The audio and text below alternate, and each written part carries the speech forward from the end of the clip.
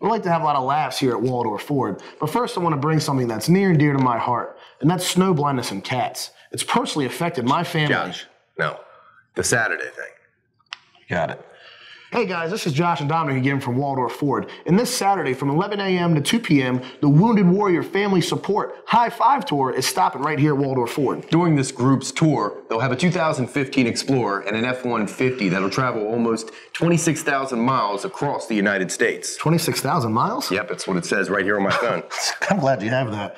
This group's goal is to raise $1 million to provide grants for combat wounded veterans and helping them purchase handicapped equipped Ford vehicles. Every donation, large or small, is deeply appreciated. So help us meet their goal of making these Mobility is Freedom vehicles a possibility for deserving veterans and their families. That's right. So feel free to share this video and come by and see us from 11 a.m. to 2 p.m. this Saturday here at Waldorf Ford. We'll see you this weekend. Are you going to be reading off that? I'm going to glance at it. The Wounded Warriors Family Support Group will have... That's fine. Folks, this is Josh and Dominic again here at Waldorf Ford. That... You're too busy staring at him. I got lost in his eyes. Alright, we're recording whenever you're ready. Should I go with the, this in or out? Is this working for you, Mike? We need to focus. I think that's good. Okay.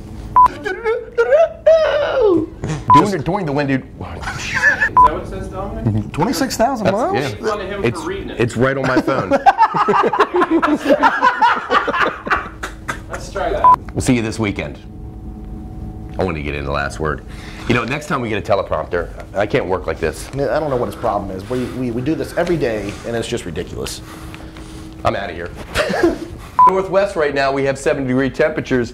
In the southwest we have 83-degree temperatures. And in the Middle East, it's currently 65 degrees. Wow. Thanks, Dominic.